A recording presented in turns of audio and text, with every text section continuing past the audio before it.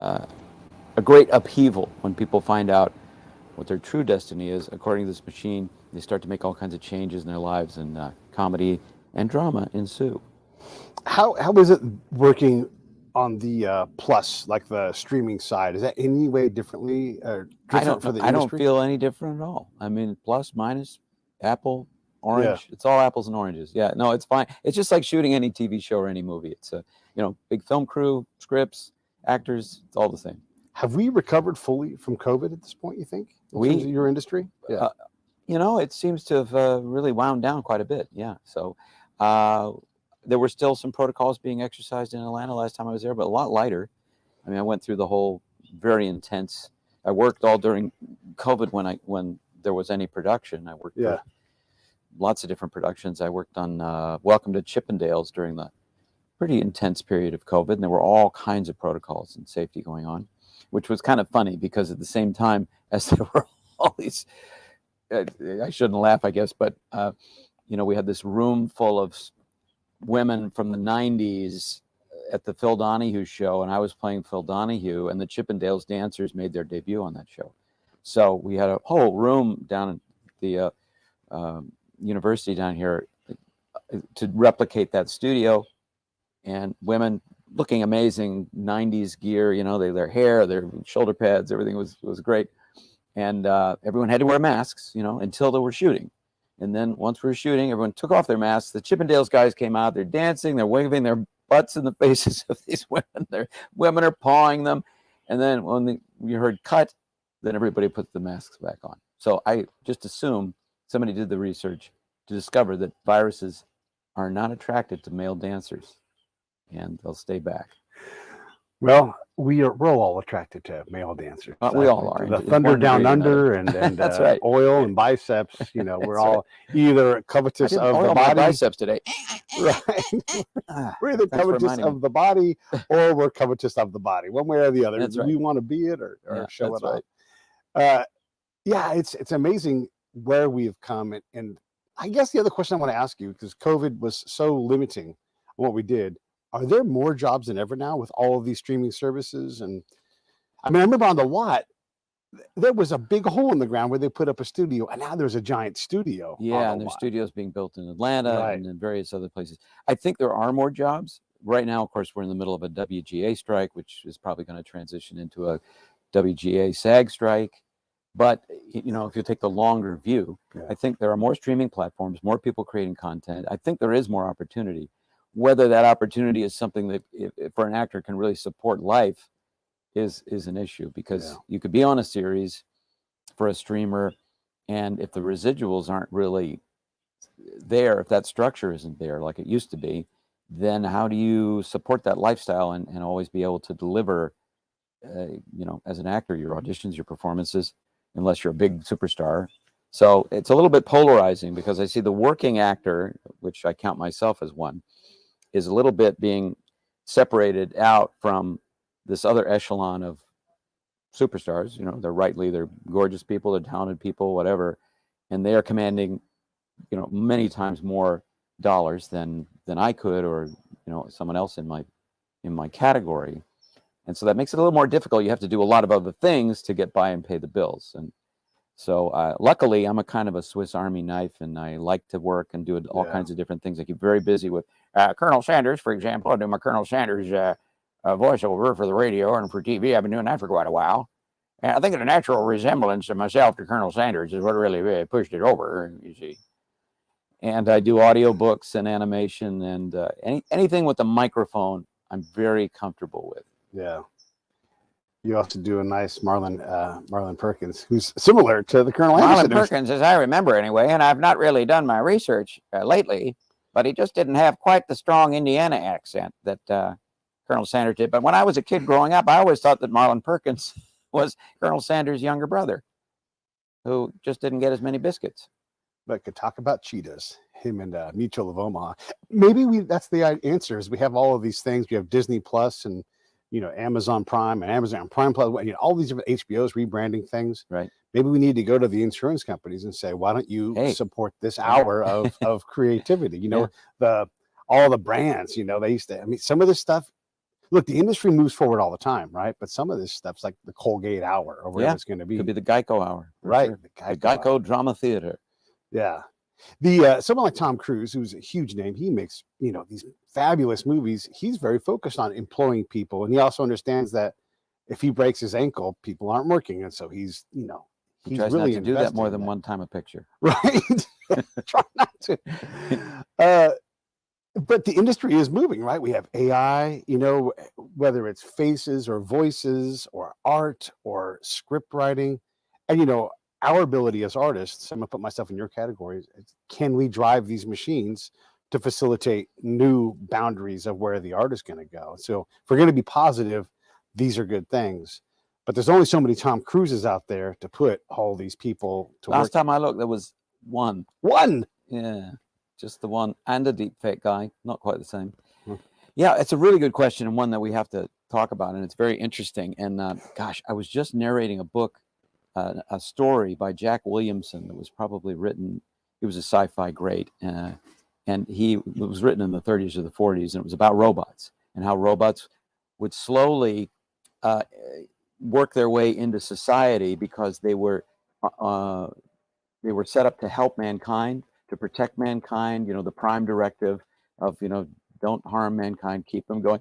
But their vision was, you know, mankind, yeah, you shouldn't have to open a door, you shouldn't have to use tools or toys or engage in sports or any of these things where you could get injured.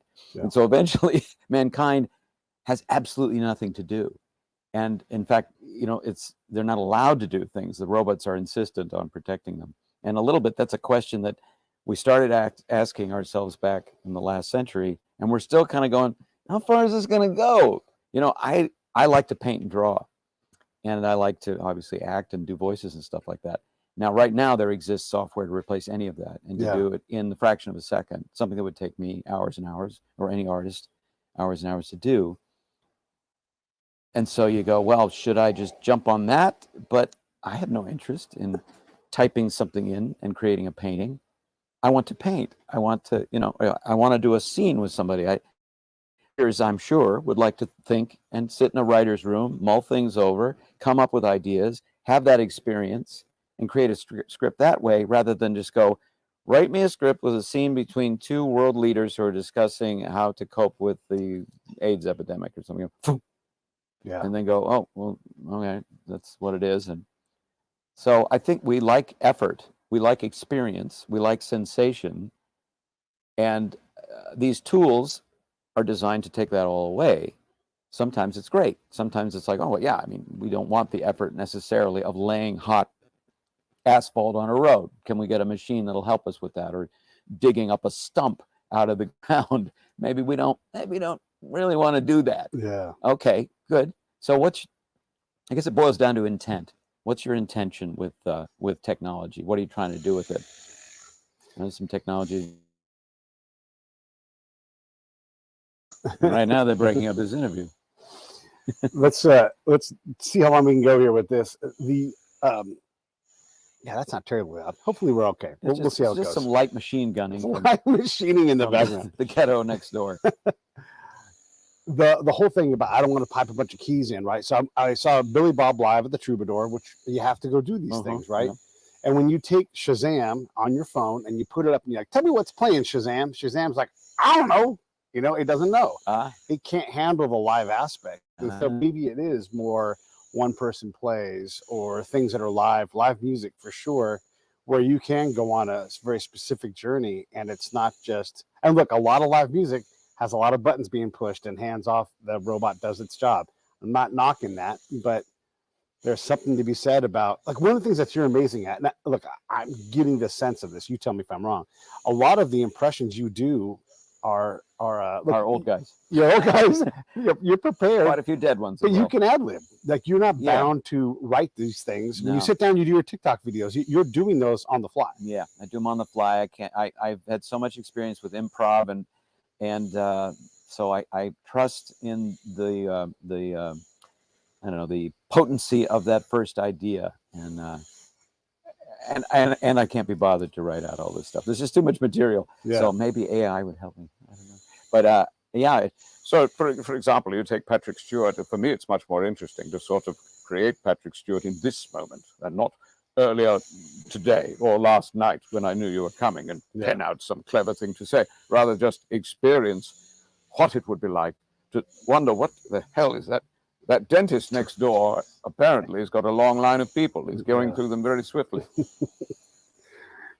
Yeah. Oh man. And Robin Williams, of course, is the ultimate. You know, Robin Williams is reacting to things that are happening in present time, and you know, feeding off them. I'm sure he did a little bit of preparation. Sure, he did a little bit of plagiarism, but who doesn't? The main thing is you're trying to look at things through their eyes and experience things as they do. So that's you never know what you're going to find. You do the lip thing that Robin Williams does, with his lip kind of not quivers, but he's like thinking. It's like his lip is sorting through. That's true. That's true. Is that because you're very physical? Like when you do with De Niro, you look very much like De Niro when you do it, right? Yeah, that's right. Is that important for the voice to get there? I think so. For me, it's an it's an acting exercise. It's just to be that person. To be that person in the middle of whatever's going on. Oh. Speaking of De Niro, this is like the deer hunter. You know, if I got to drop out of a helicopter 6 or 7 times, that's okay. That's all right. I don't mind. I'm young. I'm springy. You know, he was the Tom Cruise of his day in some ways, in terms of risking bodily injury.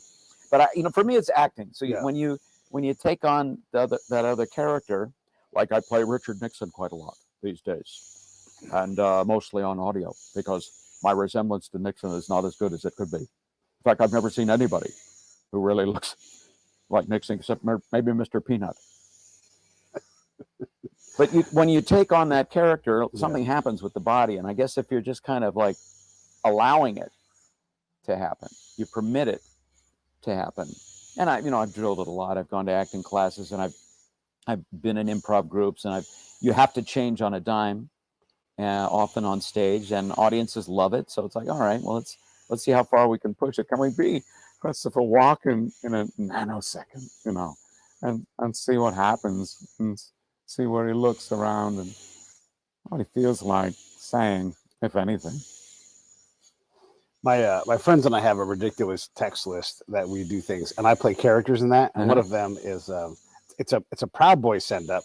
And I wear a hat backwards, and it's very much on the nose. But I also throw in a little bit of Donald Trumpisms and Joe Biden stuff, and so it's just this ridiculous character. And one of the things I've found that is very compelling when I'm literally making these things up on the fly is if you say these words: "A study out of the University of Nebraska confirms," and then anything you say after that is totally believable, right? I'm not going to make my voice, the Proud Boy voices, and it's kind of a little bit of what's the wrestler's name?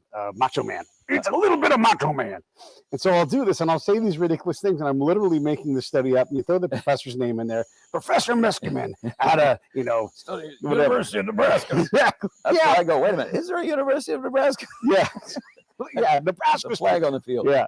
And you can say anything you want. People believe it. It's crazy. Yeah, that's well, we are inclined to trust one another, and where that trust is well founded, everything goes fine. And when it's abused, boy, it's anybody's gonna get. Yeah. Hey, speaking of acting and all the millions of jobs out there, let's talk about your course, because this is a great thing well, so I was approached by a company a little while ago to do an online course, and I was like, I don't know, do I really have anything to offer? And I've been an actor for 35 plus years, earning my living solely as an actor. As I said, all kinds of different fields, commercials, voiceover, radio, animation, stage, live shows, and just about everything. I mean, I've even done the voice for a nav system. I've done just about everything.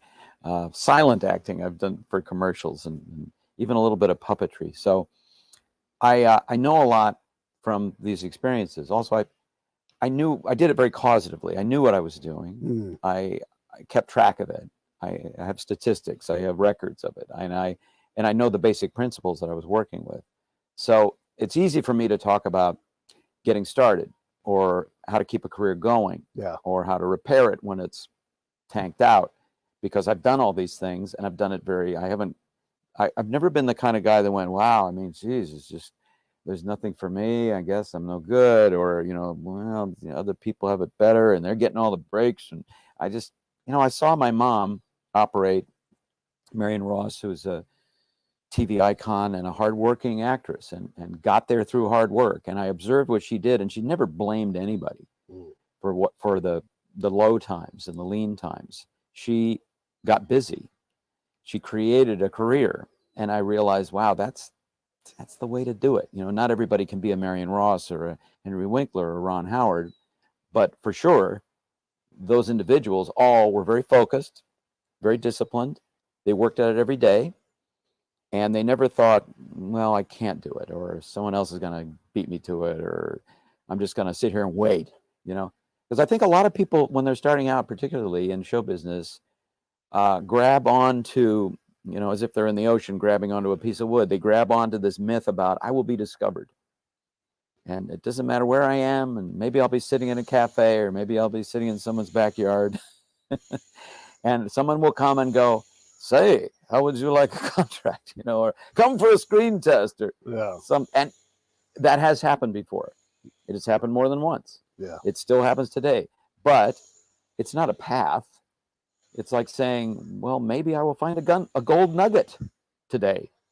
Maybe you will wander around in the right desert, I suppose, but you might also die of thirst in the desert. And that's what happens to most people that come to LA without any kind of practical viewpoint about it and professional viewpoint. So the course is videos about a lot of different subjects: getting started, keeping going, how to promote, how to run your career, how to build your career, just tons of stuff.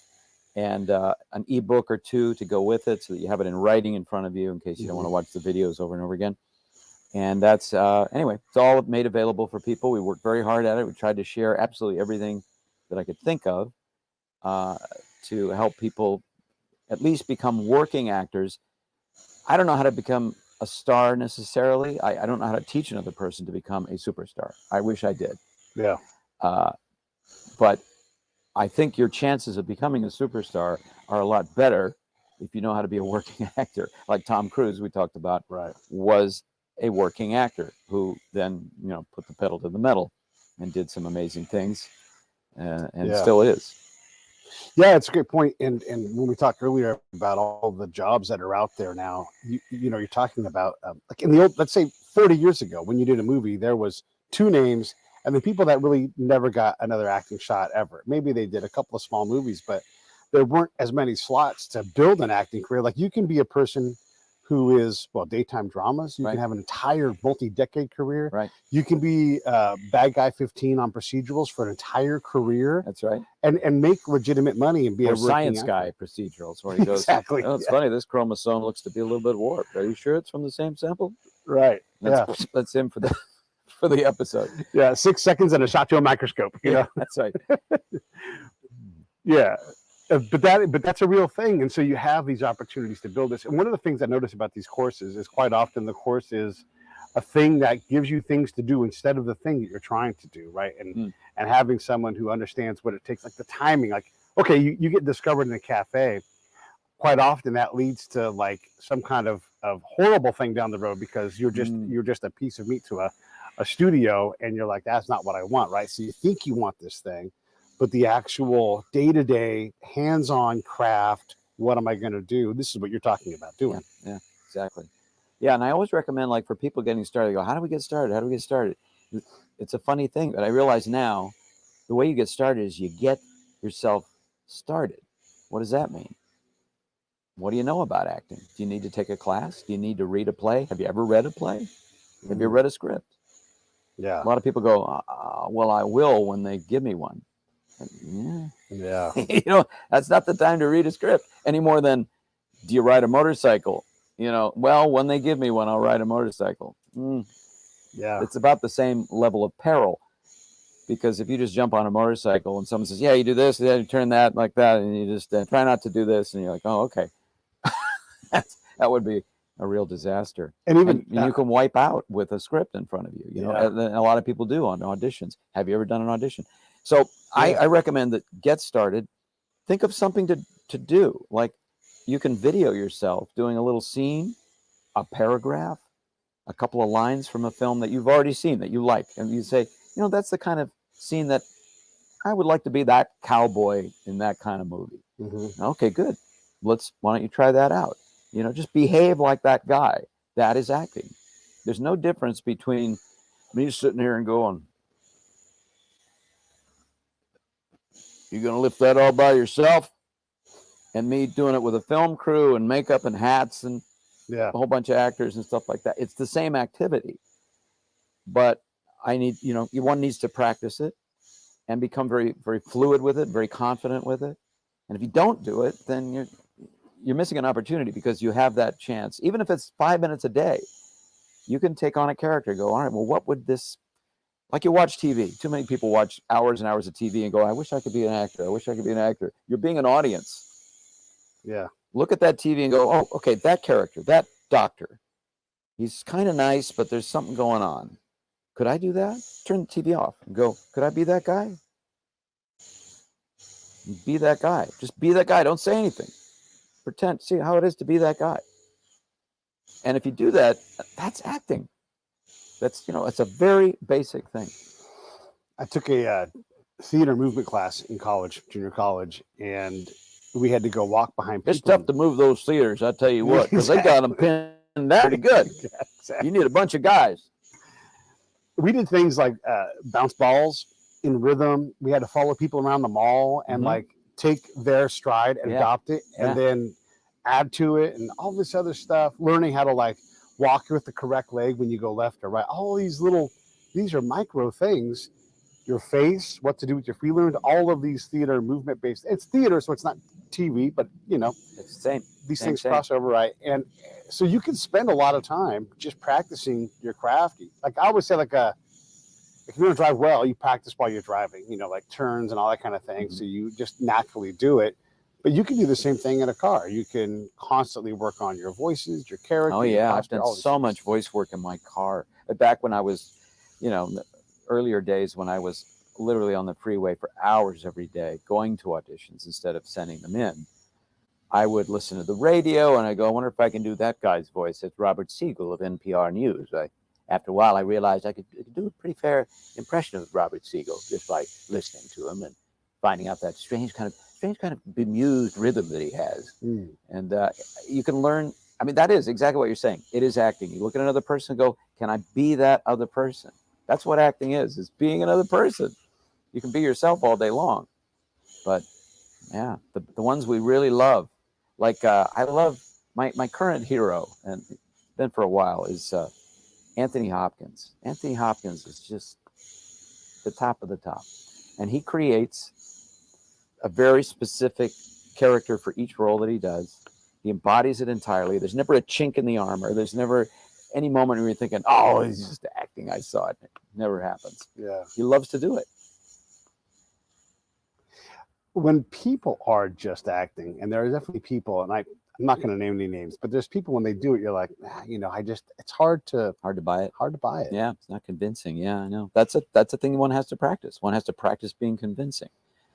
That's what I've been learning at this school, which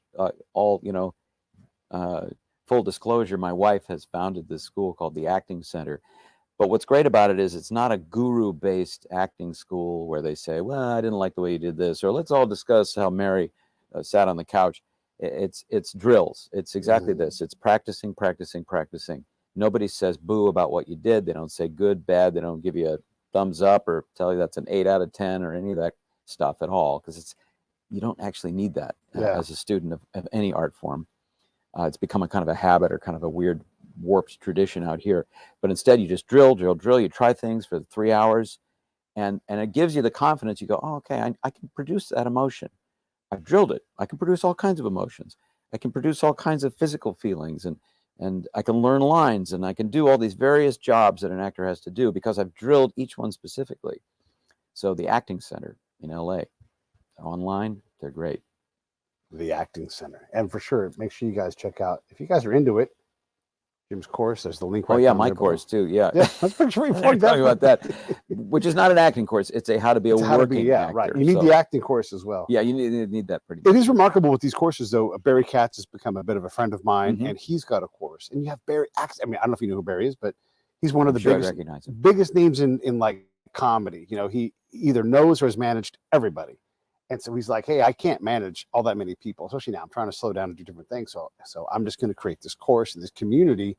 And you can go to this master, this guy who's like, I built Dane Cook's career with him. You know, like he knows what he's doing. Yeah. He's got a course. You've got a course. You actually were sitting here, you know, in a place where actors live, and you live here because you're an actor. It's amazing that we can have all of this access to stuff. So one, I appreciate you doing that and showing us. I guess my question is when you buy a course like yours, the path, the repeatable path you talked about earlier, like how long does that take? And I know you can't say, I guarantee in 2 months, but you know, what does it take to start? Like I started Jim's course on day one, and you know, within 4 years, 5 years, what's like a reasonable amount of time, do you think? Can you even set that expectation? No, I can't. I mean, for me, like I started in New York when I was in my 20s, and it took me a couple years to get my first paying gigs that were like significant. I had some smaller ones, but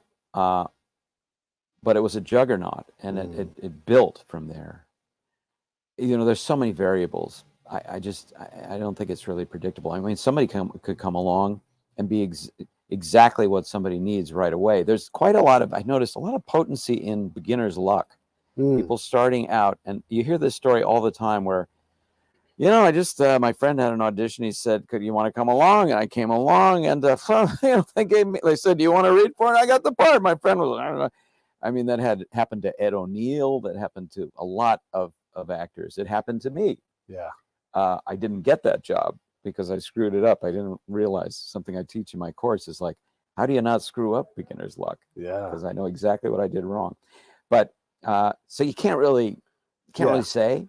But the way that I do it is like acting should be pleasant and fun for you anyway. Right. It should be something that you want to do because you're a creative person and you get something out of it. There is its own reward rather than, you know, the fame or the paycheck. Okay, doing it, does that make you feel good? If so, you can start to succeed right away because you can set up your camera or set up your phone, create a little performance, put it on social media, make 5 friends. Well, what is that? What's that worth? Could be worth a lot. It's pleasant, and it lets people know who you are, and lets people become aware of you as a creative person.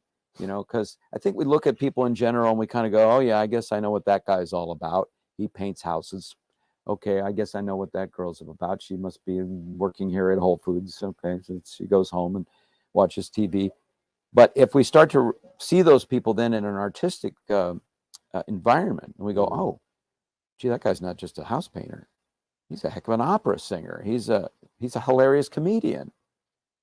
We have so much potential to do more and to exercise that artistic side, and that in itself is a bit of a reward. So I think you got to really love it because it's hard work anyway. It's demanding. You get judged a lot. That's part of it. I talk about that in the course, what to do about that. JimWorkingActor.com, just to pitch that again.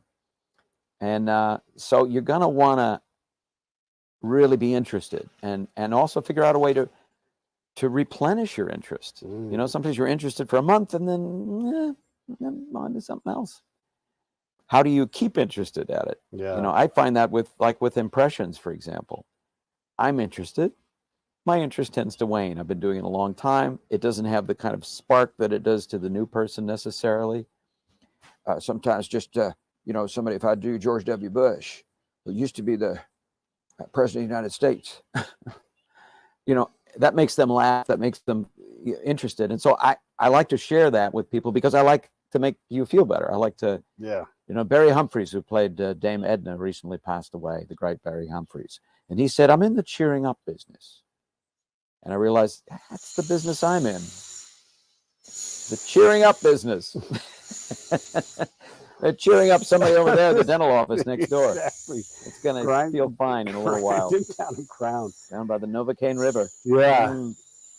It wasn't too bad before. It's a little louder now. I'm going to ask one more question, and then Okay. we're going to wrap it up. All So the thing that you're talking about, people will say to me, because podcasting is a dream job, acting is a dream job. I want that dream job, and I'm like, hey, by the way, if you want to not make nearly enough money, have it always be a bad business decision, and have your competition be Jason Bateman, you should definitely get into the podcast. Or acting. Yeah. Or And directing now. exactly. Yeah. And I'm not saying don't do it, but soul search, get in there and be ready to say, you know what, this isn't what I wanted it to be, and go whatever. Find some other impossible thing that's wonderful to do, like play guitar or paint or whatever it is. Right. But yeah, don't be afraid to search, try, come back. You know, the next actor that makes it up to 50 years old isn't going to be the first or last. People throughout their entire lives find this creative spark. So I guess, like, what are your thoughts in general on that? Like, how does someone determine if they have enough rooting to maybe do this, and then can they actually continue to sprout roots and really build something? Well, I think, in the case of the arts, you just don't know till you try it. You just don't know till you get in there and see what it's like. You may think, oh, that sounds good, and there's something that attracts me to it. I feel like I want to dig in and find out more about it and explore it. If you go, well, I don't think I can, or the price of that failure is too high, or any other excuse for not doing it, then you forfeit the learning experience. Yeah. You never really know. And then you wind up at the end of your life, in the quiet of your life, the peace with regrets. Yeah. And that's obviously not the kind of dividend that you want to leave this life with. Well, look at all the regrets I came out with. Yeah. Not bad, huh? How many regrets do you have? I have thousands. No, you want to have like zero regrets. That's the game. Like my mom, she's going to be 95. Wow. In October. She's had an amazing career. She has zero regrets, and that's wonderful. Yeah. All right. Let's run. Hey, thanks for watching the show. I really appreciate it. Right here, you can subscribe. Please do that. It makes the show grow. Hit that notification bell so you know which incredible guest is coming up next.